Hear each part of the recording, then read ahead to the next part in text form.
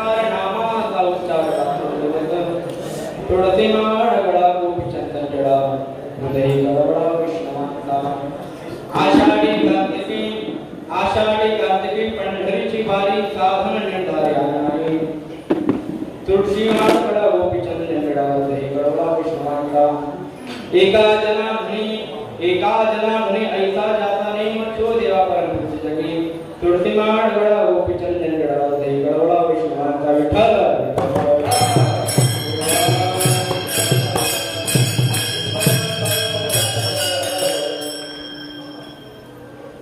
समचरण सरोजं सांद्रनिरापदाभं जगन्नीतपाणि मण्डनं मण्डनानां तरुणतुलसीमाला कन्धरं कञ्जनेत्रं सदैधवलहासं विठ्ठलं चिन्तयामि नमो विठ्ठला राधया पांडुरंगा नमो विठ्ठला राधया पांडुरंगा नमो रुक्मिणी माऊली ज्ञानगंगा नमो पुंडलिका नमो चंद्रभागा नमस्कार महालक्ष्मी पांडुरंगा पांडुरंगा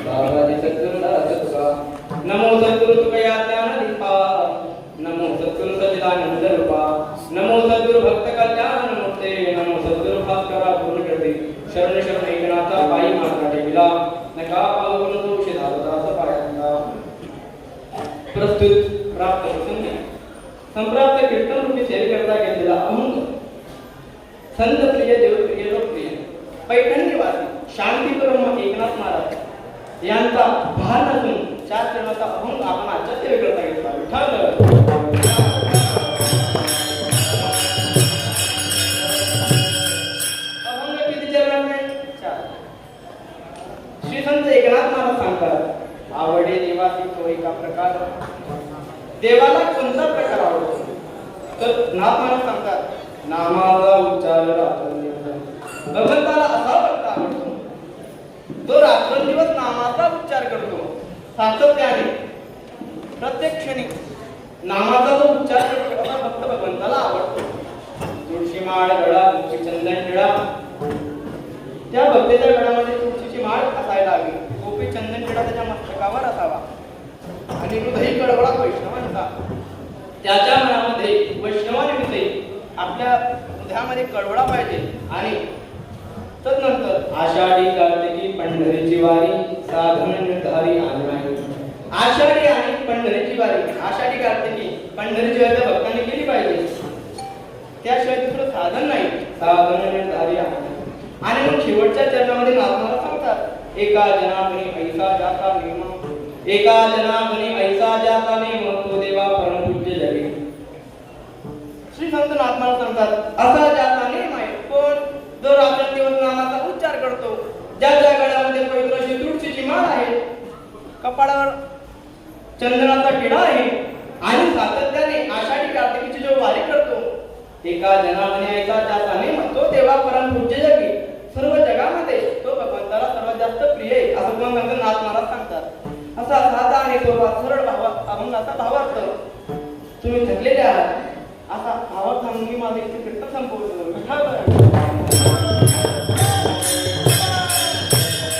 म्हणजे संपूर्ण भावार्थ तरी नाही करू शकले आपण साधारण भावार्थ अभंगाचा बघून घेतला.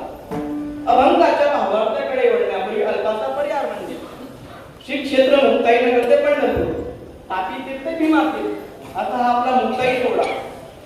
बरोबर, या सोहळ्यामध्ये मुक्काम प्रत्येक मुक्कामाच्या ठिकाणी कीर्तन सेवा असते आणि आजची कीर्तन सेवा गुरुवरे बाबांच्या आदेशानुसार माझ्या वाटेत आली. मी माझा परम भाग्य सांगतो तुका मी मदत करू त्यांची सेवा हरी माझे देवा करावं लागली.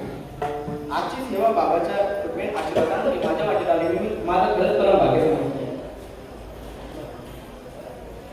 आणि मुक्ताबाईच्या सानिध्यामध्ये बाबांच्या मार्गदर्शनामध्ये आणि तसेच तुम्ही सर्व आडकरी माडकरी विणीकडे भारतात सर्व मंडळी माझ्या कीर्तनाला उपस्थित महाराष्ट्रातील सर्व ख्यातनाम कीर्तनकार असतील.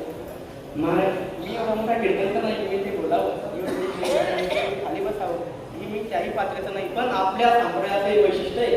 गुरुनी ऐकावं आणि शिष्याने बोलावं हे आपल्या संप्रदायाचा अभिमान आहे माझा. एवढं करून ती मंडळी माझ्या कीर्तनाला मी सर्वांचा मनापासून आभार मानतो. सर्वांचं नाव घेणं शक्य नाही, सर्वांचं बाबांची घरचे पण आहे. बाबांचं नाव घेतलं म्हणजे सर्वांचं नाव घेतलं समजा किंवा आदिशक्तीचं नाव घेतलं म्हणजे आपण सर्व आजोबाही समजा सर्व गायनाचार्य असतील, टाळकरी असतील, माळकरी असतील, विनेकरी असतील, सर्वांचं नाव घेतलं असं काही समजा पंढरीच्या पांडुरंगाला नमन करतो आणि सेवेला प्रारंभ करतो.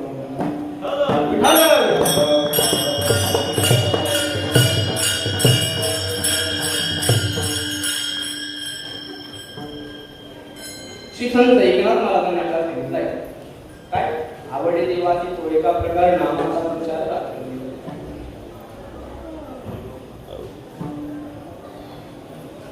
देवाला नामाचाच का उच्चारावा बघा ह्यातही फार मोठं आहे. दुसरं काय नाही बरेच उपक्रम आहे तेही सांगू शकतो. फक्त नामाच का सांगितलं बघा यामध्ये एक कारण सांगतो. मी जास्ती वेळ कीर्तन करणार नाही. आपली हे वारीमधील कीर्तन आहे हे फक्त एकदा मलाही माहिती आहे तुम्ही सर्व वारीतून थकले, मी पण थकलेलो आहे, मी पण चालत काही टेन्शन घेऊ नका. अल्प वेळेमध्ये मी सेवा समाप्त केली. साधा सडक माझ्या बुद्धीप्रमाणे मिळत मला जसं बोलता येईल मी तसा बोलण्याचा प्रयत्न करेन.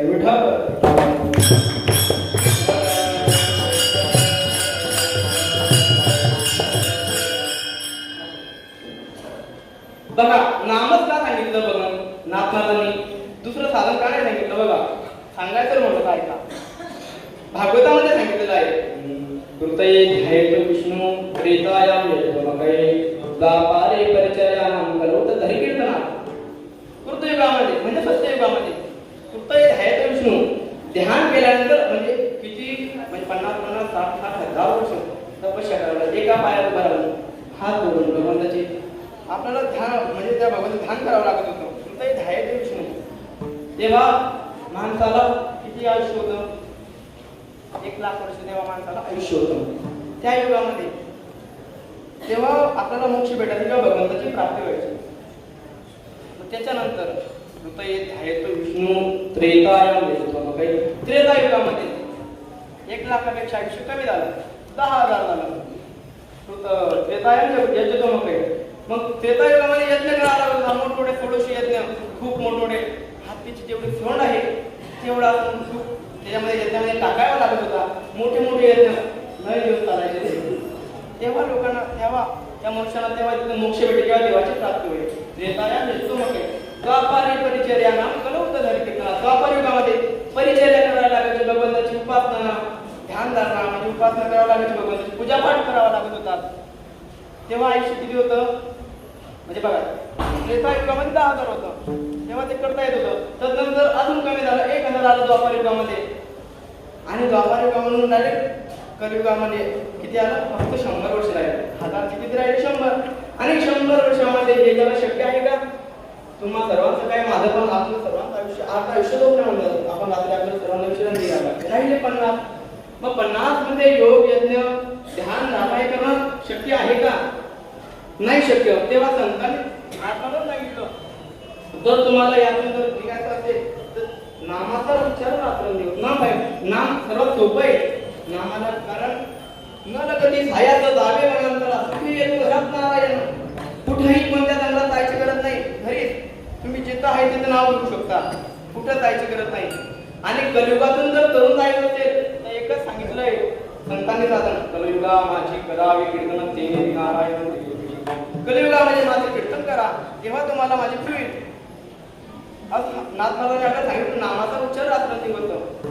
जर आपण नामाचा उच्चार केला तरच आपल्याला मोक्ष मिळेल. कारण आपल्याला कलियुगामध्ये आयुष्य कमी आहे, खूपच कमी आहे. आणि बघा नामाचं तुम्हाला दुसऱ्या विधी कोणत्याच करता येणार नाही.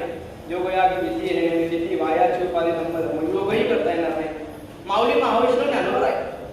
फार मोठी योग होती, त्यांचा योग कोणाला जमत नाही होता.